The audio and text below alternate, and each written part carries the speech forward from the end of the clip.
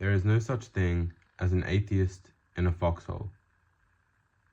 If someone has a set of principles or a moral code they live by, it will either be proclaimed in a word or an action.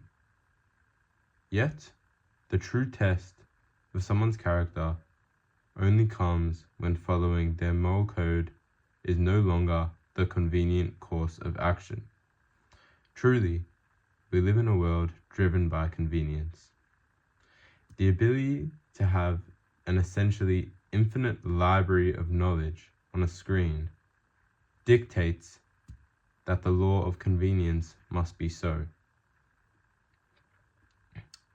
It must be so desirable for a reason, however. Convenience eliminates the need for difficult choices and decisions. Strong men are born of hard times. Now, of course, it is subjective as to what a strong man really is. But something that cannot be dismissed is that a strong man, at least what I believe a strong man is someone who is tested, not just physically, but also mentally. Difficult decisions are presented in hard times, and for a weak man, it is easy to take the most convenient path and turn your back on your moral code. These people are cowards, and as the saying goes, you know what? A coward died 1,000 deaths. Kanye never see me again. That's tough.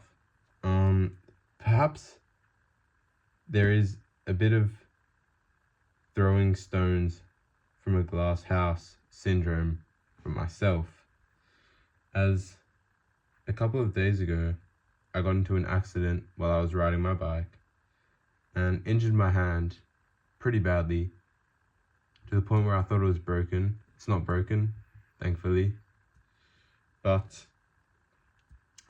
essentially, long story short, I was on the ground swearing loud as can be, with no regard for anyone else around me.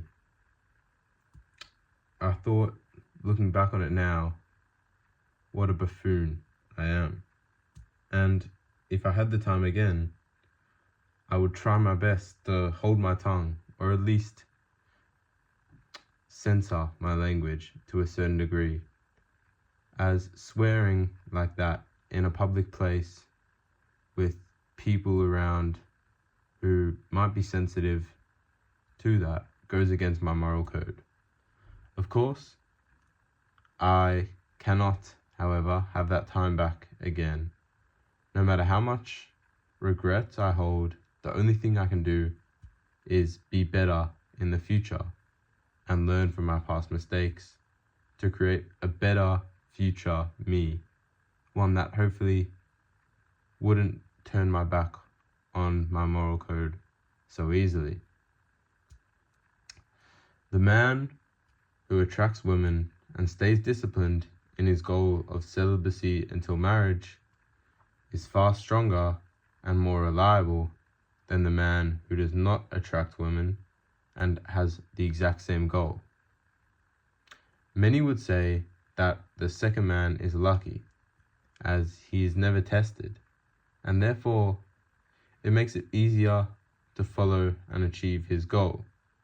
However, I believe it is the man who is tested and passes who is luckier, as God knows what he can handle, seeing the man of morally sound character as someone who will be tested and will pass. Further, the second man will never truly know if his moral code is fraudulent or not, perhaps becoming insecure within himself, never knowing if he truly is the man he says he is, while the first man knows his strength, and that when he is tested, he will resoundingly pass.